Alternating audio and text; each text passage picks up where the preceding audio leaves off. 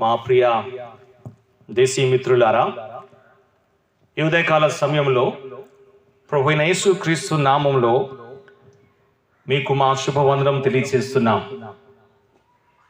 మా మాటలు ఆలకిస్తున్న మీరు ఏ స్థలంలో ఉన్నా, ఏ పనిలో ఉన్నా, దయచేసి ఒక 5 నిమిషాలు మా మాటల్ని మీరు గమనించాలని ప్రేమతో మనం చేస్తున్నాం.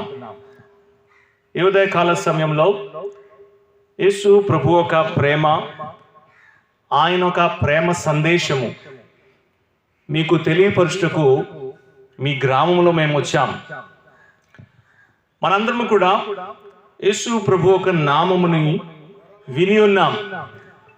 మనందరికి కూడా యేసు ప్రభు అంటే ఎవరో కొంత అభిప్రాయము కలిగి ఉన్నది. ఈ ప్రపంచంలో ఏ మనిషినైనా సరే యేసు ప్రభు ఎవరు అని ప్రశ్న వేస్తే వారి అభిప్రాయంలో యేసు ప్రభు ఎవరు అని వారు తెలియపరిచేవారుగా ఉంటున్నారు. రాజకీయ నాయకుల్ని యేసు ప్రభు ఎవరు అని అడిగితే వారి అభిప్రాయంలో యేసు ప్రభు ఎవరు అని వారు తెలియపరుస్తారు. క్రీడాకారులు వారిని యేసు ప్రభు ఎవరు అని ప్రశ్న వేస్తే వారి అభిప్రాయం వాళ్ళు తెలియపరిచేవారుగా ఉంటున్నారు. అలాగే విద్యార్థుల్ని, మరి వారికి బోధించే గురువుల్ని, అంత మాత్రమే కాదు మరి శాస్త్రవేత్తల్ని, ఇలా చెప్పుకొని వెళ్తే అనేకుల్ని యేసు ప్రభు ప్రభావితము చేశాడు. ఆయన మాటలు, ఆయన జీవితము, ఆయన అందించిన ప్రేమ, క్షమాపణ అనే సందేశము యావత్ ప్రపంచాన్ని ప్రభావితము చేసింది. అందుకే యేసు ప్రభు ఈ లోకానికి వచ్చి 2000 సంవత్సరము గతించిపోయినా ఇప్పుడు కూడా ఆయన గురించి మేము మాట్లాడుతున్నాం. ప్రతి గ్రామంలో, ప్రతి పట్టణంలో, ప్రతి భాషలో, ప్రతి జాతికి, ప్రతి దేశంలో ఉన్న వారికి యేసు ప్రభు ఒక ప్రేమ వర్తమానము తెలియపరచబడుతుంది. కారణం ఏమై ఉంటుంది అని ఎప్పుడైనా ఆలోచన చేశారా? ఎందుకు వీరు మా గ్రామంకి వచ్చి యేసు ప్రభు మాటలు మాకు తెలియపరుస్తున్నారు? ఎందుకు వీరి సమయాన్ని, వీరి ధనాన్ని ఖర్చు పెట్టుకొని ప్రయాసముతో మా దగ్గరికి వచ్చి ఎందుకు ఈ మాటలు మాకు తెలియపరుస్తున్నారు అని ఎప్పుడైనా ఆలోచన చేశారా? మా ప్రియ గ్రామస్తులారా, దేవుడు ఒక్కడే అనే మాటని మనందరము కూడా మన హృదయ అంతరంగంలో ఎరుగుదుము. ఈ లోకాన్ని సృష్టించిన సృష్టికర్త ఒక్కడే అయి ఉన్నాడని అనేకుల అభిప్రాయం. అది వాస్తవము కూడాను. అయితే దేవుడు మనకి ఎందుకు అవసరము అనే విషయాన్ని మనం ఆలోచన చేయాలి. మనలో చాలా మందికి దేవుడు ఎందుకు అవసరము అంటే ఆపదలో మనకి సహాయము చేయుటకు దేవుడు అవసరము.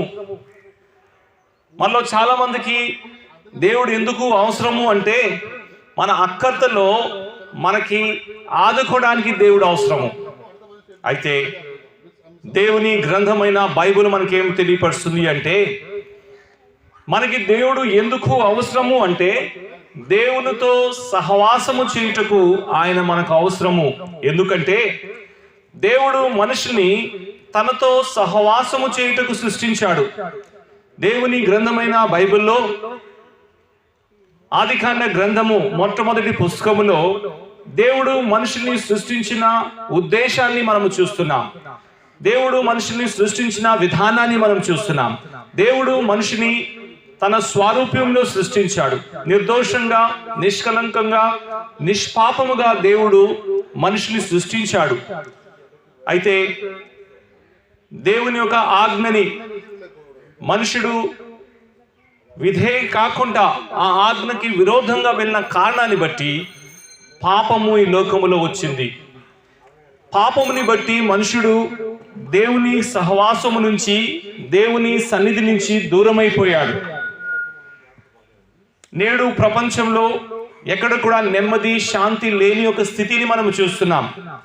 పాపము ఎంతో విస్తరిస్తున్న దినాల్లో మనం ఉంటున్నాం. ప్రజలు అబద్ధాలు ఆడుతున్నారు, దొంగతనాలు చేస్తున్నారు, హత్యలు చేస్తున్నారు, మానభంగము చేస్తున్నారు, అక్రమాలు చేస్తున్నారు. మానవ జాతి ఎంతో భ్రష్టపడిపోయింది. నేడు మానవుడు ఎంతో పతనమైన స్థితిలో జీవిస్తున్నాడు. మానవుడు తను ఎందుకు సృష్టించబడాడు అనే విషయాన్ని మర్చిపోయాడు. మానవుడికి మరణం ఉంది అనే విషయము మర్చిపోయాడు. మానవుడు తన ఇష్టానుసారంగా ఈ లోకంలో జీవిస్తూ రోజు రోజుకి దేవుని నుంచి దూరం అయిపోతున్న స్థితిని బట్టి మానవ జీవితంలో నెమ్మది, సమాధానము లేదు. నెమ్మది సమాధానమే కాకుండా మానవాడికి తన జీవితం ఒక ఉద్దేశము కూడా తెలియట్లేదు. ఈ జీవితం అయిపోయిన తర్వాత ఏమవుతుంది అని భయము మానవ జీవితంలో కనబడుతుంది. ఈ భయానికి కారణము మనిషిలో ఉన్న పాపము. అవును ప్రియులారా, దేవుని వాక్యము సెలవిస్తుంది, ఏ భేదము లేదు, అందరూ పాపము చేసి దేవుని మహిమను పొందలేకపోతున్నారు.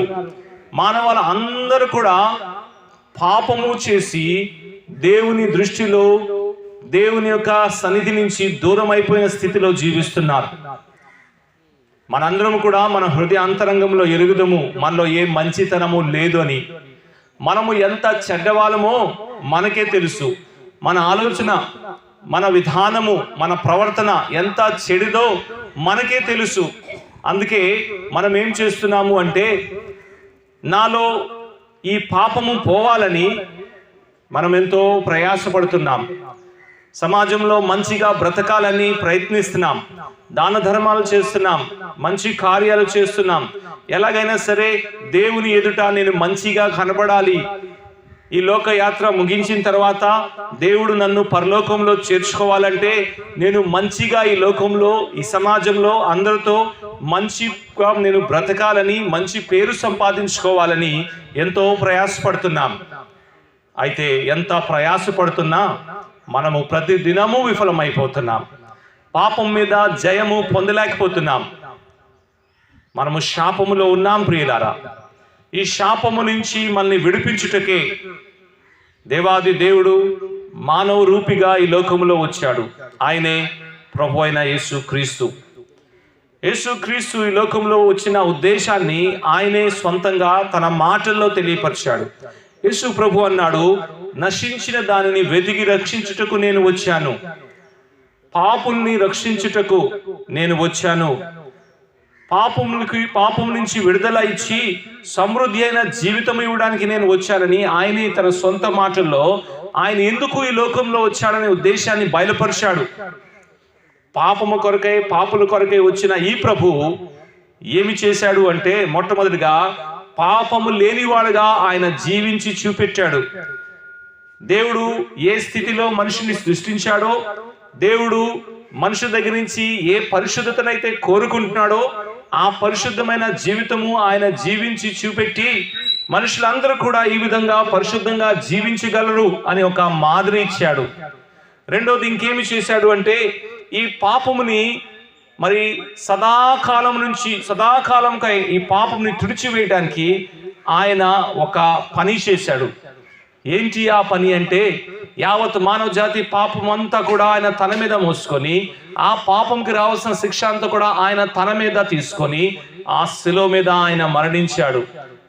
తన రక్తం అంతా కూడా పాప పరిహార్థంగా శిలువ మీద ఆయన కార్చాడు. ఆయన మరణించి సమాధి చేయబడి 3వ దినాన ఆయన తిరిగి లేచాడు. ఇప్పుడు ఆయన సజీవంగా ఉన్నాడు. యేసు ప్రభు సమాధిని గెలిచి తిరిగి లేవలేకపోయి ఉంటే మేము ఈ దినము మీ గ్రామంకి వచ్చే వారమే కాదు. ఈ దినము మేము ఇక్కడ నించొని యేసు ప్రభు నామములో పాప క్షమాపణ, యేసు ప్రభు నామములో మారు మనసు ఉంది అని ప్రకటించడానికి బలమైన కారణము, శిలువ మీద మరణించిన యేసు ప్రభు మరణాన్ని జయించి 3వ దినాన ఆయన తిరిగి లేచాడు. ఆయన తిరిగి లేచి మానవాళ్ళందరినీ పిలుస్తున్నాడు. ఆయన అంటున్నాడు, ప్రయాసపడి భారం వస్తున్న సమస్త ప్రజలారా మీరు నా యొద్దకు రండి, నేను మీకు విశ్రాంతి ఇస్తాను. మా ప్రియ దేశీ మిత్రులారా, ఈ ఉదయకాల సమయంలో మేము మీకు తెలియపరిచే శుభవార్త ఏంటి అంటే, మీ పాపం నుంచి రక్షణ పొందడానికి, మీ పాపం నుంచి విడుదల పొందడానికి మీరు ఇంకేమి చేయవసరం లేదు. కేవలము యేసు ప్రభు యందు విశ్వాసం ఉంచితే మీరు రక్షణ పొందుతారు. ఇదే శుభవార్త. మీరు ఇంకేం ప్రయాసపడ అవసరం లేదు, మీరు ఇంకేం ఖర్చు పెట్టే అవసరం లేదు. కేవలము యేసు ప్రభు యొక్క శిలువ కార్యంని మీరు విశ్వసించండి. ఆయన మరణ పునరుత్థానాన్ని మీరు విశ్వసించి యేసు ప్రభుని అంగీకరిస్తే మీరు రక్షణ పొందుతారు. అనగా మీ పాపం నుంచి మీరు విడుదల పొందుతారు. యేసు ప్రభు రక్తము మనల్ని ప్రతి పాపము నుంచి కడిగి పరిశుద్ధపరుస్తుంది. అప్పుడు దేవునితో మనము సమాధానము పొందుతాం. దేవుడు ఏ ఉద్దేశంకైతే మనల్ని సృష్టించాడో ఆ ఉద్దేశము తద్వారా నెరవేర్చబడుతుంది. దేవుడు మనల్ని నూతనమైన సృష్టిగా చేస్తాడు. అప్పుడు మనము ఈ లోకంలో సమాధానముతో బతకము. అంత మాత్రమే కాదు, ఈ లోకయాత్ర ముగించిన తర్వాత నేరుగా దేవుని సన్నిధిలో పరలోకంలో మనం చేరుతాం. ఒక నిరీక్షణ కలిగి మనం జీవించగలము. ఈ నిరీక్షణ మీకు కూడా కలగాలని, ఈ పాప క్షమాపణ రక్షణ మీరు కూడా పొందాలని ప్రేమతో యేసు ప్రభు నామంలో పాప క్షమాపణ ప్రకటిస్తున్నాం. మారు మనసు పొందండి, మీ మనసును మార్చుకోండి. పాపంలో జీవించొద్దు, శాపంలో జీవించొద్దు. యేసు ప్రభు దగ్గరికి వచ్చి దేవా నేను పాపిని ఒప్పుకొని మీ మనసు మార్చుకుంటే ఆయన మీ పాపంని క్షమిస్తాడు. ఆయన మిమ్మల్ని స్వీకరిస్తాడు, మిమ్మల్ని ఆశీర్వదించి మీకు నిత్య జీవం ఇచ్చి మోక్ష మార్గము పరలోకములో మీకు స్థానం ఇస్తాడు. ఇదే శుభవార్త మేము మీకు తెలియపరుస్తున్నాం. కాబట్టి యేసు ప్రభు యందు విశ్వాసం ఉంచండి, మీరు రక్షించబడతారు. ప్రభు ఈ మాటల ద్వారా మిమ్మల్ని దీవించును గాక.